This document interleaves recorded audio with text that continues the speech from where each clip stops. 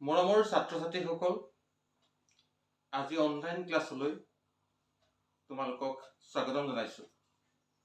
আজি আমি আৰু আমাৰ পৰিৱেশ পাঠটিৰ প্ৰথম পাঠ, আমাৰ পৰিৱেশৰ তৃতীয় খণ্ড আগবঢ়াবলৈ লৈছোঁ। আজি আমি ভিন ভিন পৰিৱেশৰ প্ৰাণীসমূহৰ বিষয়ে আলোচনা কৰিম। প্ৰাণী হৈছে পৰিৱেশৰ এটা গুৰুত্বপূৰ্ণ জৈৱিক উপাদান। ভিন ভিন পৰিৱেশত ভিন ভিন প্ৰাণীৰ বসবাসৰ উপযোগী। মৰুভূমি অঞ্চলত দিনত প্ৰচণ্ড গৰম আৰু ৰাতি হ'লে হাড় কঁপোৱা জাৰ হয়। তোমালোকে নিশ্চয় টিভি বা মোবাইলত মৰুভূমি দেখিছা। আমাৰ ভাৰতবৰ্ষৰ আটাইতকৈ ডাঙৰ মৰুভূমিখনৰ নাম হ'ল ৰাজস্থানৰ থৰ মৰুভূমি। ইয়াত পানীৰ বৰ অভাৱ। মৰুভূমি অঞ্চলৰ প্ৰধান প্ৰাণী হ'ল উট। ইয়াৰ উপৰিও মৰুভূমি অঞ্চলত হৰিণা, সাপ, মকৰা আদিও পোৱা যায়। এতিয়া উটক মৰুভূমিৰ জাহাজ বুলি কোৱা হয়। কিয় জানানে বাৰু? কাৰণ মৰুভূমি অঞ্চলত চলাচল কৰিবলৈ উট হৈছে আটাইতকৈ উপযোগী প্ৰাণী। উটৰ দেহৰ গঠন মৰুভূমিৰ পৰিৱেশত খাপ খাব পৰাকৈ গঠিত। ইহঁতে মৰুভূমিৰ প্ৰচণ্ড উত্তাপ আৰু পানীৰ অভাৱ সহ্য কৰিব পাৰে। এই অঞ্চলৰ প্ৰাণীৰ ছাল ডাঠ আৰু নোমাল হয়। ইয়াৰ ফলত বাহিৰৰ তাপ শৰীৰৰ ভিতৰলৈ সোমাব নোৱাৰে। তোমালোকে মেৰু অঞ্চলৰ বিষয়ে নিশ্চয় শুনিছা। এই মেৰু অঞ্চলত অতিশয় শীতল আৰু বৰফেৰে আবৃত।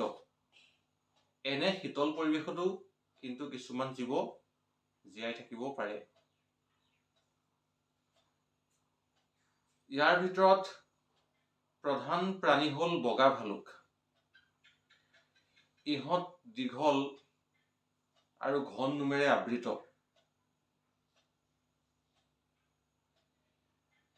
এই ঘন নোমেৰে আবৃত ছালখনে ঢাক খাই থকাৰ কাৰণে ইহঁত জাৰৰ পৰা বাচিব পাৰে।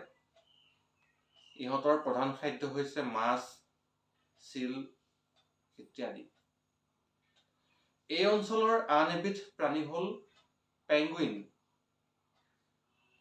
ইহঁত বৰফত থকা চৰাই। ইহঁতৰ দীঘলীয়া ডিম্বাকৃতিৰ গাটো সৰু সৰু পাখিৰে আৱৰা। পেঙ্গুইন চৰাই ডেউকা দুখন সৰু হোৱাৰ কাৰণে ইহঁতে উৰিব নোৱাৰে, কিন্তু ইহঁতে পানীত বৰ খৰকৈ সাঁতুৰিব পাৰে। আৰু পেঙ্গুইন চৰাই খোজ কাঢ়িবও পাৰে। সাগৰত থকা সৰু সৰু মাছ এই পেঙ্গুইন চৰাইবিলাকৰ প্ৰিয় খাদ্য। অতি শীতল দেশত পোৱা আন এবিধ প্ৰাণী হ'ল বল্গা হৰিণ। এই হৰিণবিধ 7 ফুট পৰ্যন্ত ওখ হয়। ইহঁতৰ দীঘল আৰু শাখা প্ৰশাখাযুক্ত শিং থাকে। এই বৰফেৰে আবৃত অঞ্চলত থকা আন এবিধ প্ৰাণী হ'ল ইয়াক। ইয়াৰ দেহটো দীঘল নোমেৰে আবৃত। তৃণভূমি অঞ্চলত হাতী, গড়, হৰিণ, জেব্ৰা আদি তৃণভোজী প্ৰাণী জাক পাতি থাকে। এইবোৰ অঞ্চলত বাঘ, সিংহ আদি মাংসভোজী প্ৰাণীও থাকে। অসমৰ অৰণ্যত হাতী, গড়, হৰিণা, বাঘ, ভালুক আদি পোৱা যায়। তোমালোকে নিশ্চয় জানা যে অসমৰ এশিঙীয়া গড় পৃথিৱী বিখ্যাত। সিংহৰ গাৰ ৰং ধূসৰ হোৱাৰ কাৰণে ইহঁতে শুকান ঘাঁহনিৰ মাজত লুকাই থাকি চিকাৰ ধৰিব পাৰে। বিভিন্ন পৰিৱেশত খাপ খাব পৰাকৈ ভিন ভিন পৰিৱেশৰ প্ৰাণীৰ গঠন ভিন ভিন হয়। পৰিৱেশ অনুযায়ী ইহঁতে নিজৰ খাদ্য বিচাৰি লয়। ধন্যবাদ। আজি আমাৰ পাঠদান ইমানতে সামৰণি পৰিছে।